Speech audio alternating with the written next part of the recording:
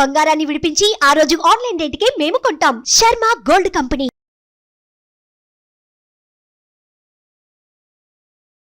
నమస్తే, welcome to Suman TV. నేను మీ యామ్ని.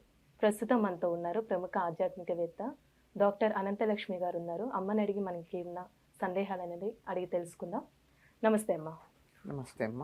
అమ్మ, ఇప్పుడు మహాశివరాత్రి వస్తుంది. అసలు శివరాత్రి యొక్క విశిష్టత, ఆ రోజు ఎలాంటి నియమాలు పాటిస్తే మంచిదమ్మా? మహాశివరాత్రి అంటే మాఘ కృష్ణ చతుర్దశి. అంటే మాఘమాసంలో అమావాస్యకి ముందు వచ్చేటటువంటి చతుర్దశిని మహాశివరాత్రి అంటారు. ఎందుకంటే ఆనాడు శివుడు అర్ధరాత్రి ఆవిర్భవించాడు అని చెప్పి మనకి శాస్త్రాలు చెప్తాం. శివుడు మొట్టమొదట ఆవిర్భవించింది. ఎందుకు ఆవిర్భవించాడు? అంతకుముందు లేడా? ఈ మహాశివరాత్రికి ముందు శివుడు లేడా?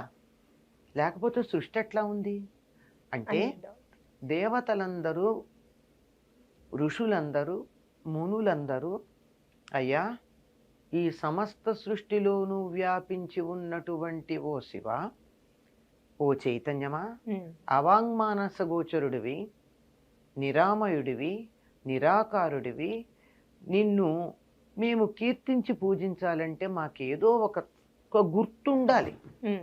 సర్వాంతర్యామిగా నువ్వు ఉన్నావు, కానీ నిన్ను మేము పూజించాలంటే అంతను పూజిస్తాం, అంతటిని పూజించలేం కదా. ఏదో ఒక్కతోట పూజించగలం, ఏదో కొన్ని లక్షణాలు ఉంటే దాన్ని కీర్తించగలం, మొత్తాన్ని చేయాలంటే కష్టం కదా అని అడిగితే వాళ్ళు ఆరాధించటానికి వీలుగా మాఘ కృష్ణ చతుర్దశి అర్ధరాత్రి జ్యోతిర్ స్వరూపంగా ఒక స్తంభంగా ఆవిర్భవించాడు. వెలుగులతో నిండినటువంటి స్తంభంగా ఆవిర్భవించాడు. మొదటి నుంచి పైదాకా ఉండేట్టు.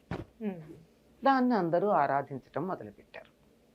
అట్లా అందుకని ఆ రోజు మాఘ కృష్ణ చతుర్దశిని మహాశివరాత్రి అంటాం మనం. చతుర్దశి శివుడికి చాలా ప్రీతిపాత్రమైనటువంటి, అందులో కృష్ణ చతుర్దశి ఆయనకి ప్రీతిపాత్రమైనటువంటి రోజు కనుక ప్రతి కృష్ణ చతుర్దశి అంటే అమావాస్యకు ముందు వచ్చే చతుర్దశిని శివరాత్రిగానే మాస శివరాత్రి అంటాం. ఇది మాత్రం మహాశివరాత్రి అంటే సంవత్సరంలో ఒక్కసారి వచ్చేటటువంటిది. ఈనాడు శివుణ్ణి ఆరాధించటం ఆయనకి చాలా ప్రీతిపాత్రమైనటువంటిది. ఎందుకంటే ఆయన్ని ఆరాధించడానికి అందరూ ఇష్టపడతారు. శివుడు బోలాశంకరుడు అంటే కొద్దిగా ఆయన ఆరాధిస్తే చాలు, చాలా ఎక్కువ అక్కర్లా, చాలా తొందరగా. ఆయనకున్న మరొక పేరు కూడా ఉంది, ఏమిటంటే అసుతోషుడు అని. అంటే అప్పటికప్పుడు వెంటనే ఇన్స్టంటేనియస్గా సంతోషపడిపోతాడు. రేపు పొద్దుడు దాకా ఆగడు, నువ్వు అంటూ ఉంటే చాలు ఉబ్బిపోతాడు. ఉబ్బులింగడు అని కూడా అంటాం మనం. అందుకని ఈనాడు తప్పనిసరిగా అందరూ శివుణ్ణి ఆరాధిస్తారు, త్వరగా సంతృప్తి పడతాడు కనుక ఈయన ప్రత్యేకంగా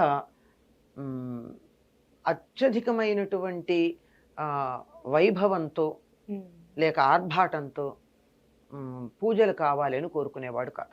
అసుతోషుడు అన్నాం కదా, చాలా తేలికగా ఈయనకు కావాల్సింది ఏమిటయ్యా అంటే 4 చెంచాల నీళ్లు, ఓ చారుడు నీళ్ళు అనుకోండి, ఓ మారేడు దళం, ఇంత విభూతి, అంతే. ఇవి మించి ఆయన కోరేదేం లేదు, ఆయన కావాలన్నది ఏం లేదు. మనం ఇస్తాం ఆయనకి, కోరకపోయినా ఇవ్వాలి కదా. ఇప్పుడు ఇది నాకు అక్కర్లేదు, నాకు కడుపు నిండా అన్నం పెట్టాలి, నాకు ఇష్టమైన వాళ్ళు ఎవరో వచ్చారు, వాళ్ళకి కడుపు నిండా అన్నం పెట్టాలంటే అన్నం, పప్పు, కూర, పెరుగు వేస్తే చాలు. కానీ మనం దాంతో ఆగమే, వాళ్ళకి ఇంకొక రకమైనటువంటి పదార్థం, ఒక స్వీటు, ఒక హాటు, ఇంకా రుచికరమైన పదార్థాలు 4 చేస్తాం. వాళ్ళు ఆశించరా. కడుపు నిండడానికి అన్నం, పప్పు, కూర, పెరుగు చాలు. కానీ మనం 2-3 పదార్థాలు ఎందుకు వేస్తాం? వాళ్ళ మీద మనకు ఉన్నటువంటి ప్రేమని ప్రకటించడానికి. అలాగే భగవంతుడి పట్ల మనకు ఉన్నటువంటి ప్రేమ లేక భక్తి, దాన్ని ప్రకటించటానికి రకరకాలైనటువంటి సేవలు మనం చేసిన శివుడికి కావాల్సిందల్లా అభిషేకము, మారేడు దళము, విభూతి. అలానే అమ్మ, ఇప్పుడు ఆ రోజు జాగారం కూడా చేస్తూ ఉంటారు. అసలు జాగారం చేయడం వెనుక కారణం ఏంటమ్మా? జాగరణ అనేటటువంటి పదానికి మేలుకుని ఉండడం అని అర్థం. మేలుకుని ఉండడం అంటే ఇలా పెట్టుకుని, కళ్ళు ఇలా పెట్టుకుని, లేకపోతే సినిమాలు చూస్తూ పేకాటాడుకుంటూ అలా మేలుకుని కాదు. భగవంతుని అస్తిత్వమునందు మన మనసు మేలుకుని ఉండడం జాగరణ. అంటే నా మనసు ఎప్పుడూ కూడా ఇంకో విషయం మీదకి వెళ్లకుండా శివుడి గురించే ఆలోచిస్తూ ఉండాలి, శివుడి పట్లే నా మనసు కేంద్రీకరించి ఉండాలి. అలా ఉండడం జాగరణ. ఈ జాగరణ రాత్రి ఎందుకు చేయాలి అంటే ఆయన అర్ధరాత్రి మహానిశి అని కూడా అంటారు దీన్ని. అర్ధరాత్రి ఉద్భవించాడు గనక ఆ లింగోద్భవ సమయం దాకా మనం ఉండాలి గనక రాత్రి అంతా మేలుకుని ఉండండి. ఆ మేలుకుని ఉండడానికి ముందు సరిగ్గా 12 గంటల 5 నిమిషాలు 12 అవడానికి 5 నిమిషాల ముందు అలారం పెట్టుకుని ఒకసారి లేచి ఇలా అంటాం కాకుండా మరొక ఇష్టమైన వాళ్ళు వస్తుంటే ఏం చేస్తామమ్మా? మనం నిద్రపోతామా? ఎదురు చూస్తూ ఉంటాం, వాళ్ళ గురించి తలుచుకుంటాం, వాళ్ళకి కావాల్సిన ఏర్పాట్లు చేస్తాం, వాళ్ళకి తగినటువంటి స్వాగతం చెప్పడానికి తగినటువంటి వాటిని సిద్ధం చేసుకుంటాం. ఆ విధంగా చక్కగా సిద్ధం చేసుకోవడం కోసం మనం రోజంతా సమయాన్ని వెచ్చిస్తాం. ఆ విధంగా మేలుకు నుండి అర్ధరాత్రి ఆయన ఆవిర్భవించిన తర్వాత అమ్మయ్య పుట్టేశాడు కదా నిద్రపోం కదా, అందుకని ఆయన ఆవిర్భవించిన తర్వాత కీర్తించి పూజించి చేస్తాం. అందువల్ల తెల్లవారేదాకా 3 జాముల్లోనూ 3 రకాలైనటువంటి అర్చనలు చెయ్యాలి అని చెప్పి కూడా మనకి శాస్త్రం చెప్తూ ఉండి అలా అర్చనలు చేస్తే ఆయనకి ఇష్టం. అలానే ఆ రోజు కళ్యాణం కూడా చేస్తారు కదమ్మా, శివపార్వతులు కూడా. అంటే అది శాంతి కళ్యాణం అంటారమ్మా, లేక లీలా కళ్యాణం అంటారు. అంటే దేవతామూర్తులకు కళ్యాణం చేసే పద్ధతి మన సనాతన ధర్మంలోనే ఉంది. వాళ్ళ కళ్యాణం చేయడం అంటే మనకి మేలు జరిగించుకోవడం. ఆ రోజు మనం పెళ్లి చేయడం ఏమిటి వాళ్ళకి, కానీ వాళ్ళకి ఆ వివాహం చేయడం అనేటటువంటి వేడుకని మనం కళ్ళతో చూడడం కోసం చేయడమే వీటిని శాంతి కళ్యాణం అంటారు. ఎప్పుడైనా చేయొచ్చండి. చాలా మంది ఏం చేస్తారంటే అర్ధరాత్రి చేసేటటువంటి పద్ధతులు కొన్ని ఉన్నాయి. లింగోద్భవ సమయం అయిపోయిన తర్వాత కొద్దిసేపటి తర్వాత, అట్లా కాకుండా మర్నాడు చేసేటటువంటి వాళ్ళు ఉంటారు, అంతే. అది శాంతి కళ్యాణం అంటారమ్మా. అంటే ఎప్పుడైనా చేయొచ్చు.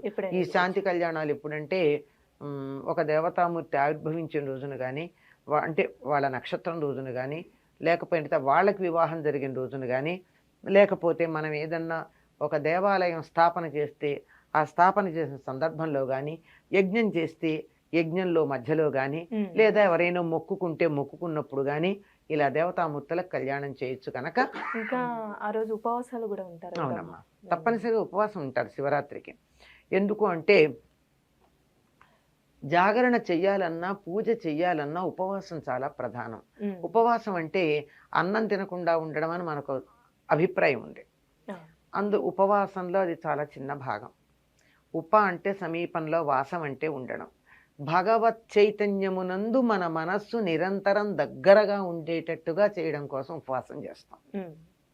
ఎప్పుడు ఉంటుంది? కడుపు నిండా తిని కూర్చున్నాం, ఏమవుతుందమ్మా? పనేం లేకుండా కూర్చుంటే ఏమవుతుంది? కళ్ళు మూతలు పడతాయి కదా, నిద్ర వస్తుంది. దాన్ని పోగొట్టుకోవాలంటే ఏం చేయాలి? కాస్త కడుపు ఖాళీగా ఉండాలి. కడుపు ఖాళీగా ఉండాలి అంటే నీరసం వస్తుంది. అందుకని ఏం చెయ్యాలి? మన దగ్గర ఎప్పుడూ కూడా నిట్రోపవాసం చేయమల్లా. అంటే ఖాళీ కడుపుతో ఉండమని చెప్పలా. శరీరానికి బలం కలిగిస్తూ, పొట్టకి బరువు లేకుండా, అంటే జీర్ణ కోసం ఎక్కువ కష్టపడకుండా, తేలికగా శరీరానికి శక్తిని అందేటట్టుగా పాలు పళ్ళు లాంటి తేలికైన పదార్థాలు తీసుకుంటే బద్ధకం రాదు, నిద్ర రాదు, అట్లా అని నీరసం రాదు. చక్కగా మన మనసు జాగరూకమై, అంటే మేలుకొని అలర్ట్గా ఉండి భగవంతుణ్ణి చింతిస్తూ ఉంటుంది అని అర్థం. చాలా చక్కగా తెలియజేస్తారమ్మా, ధన్యవాదాలు. నమస్తే.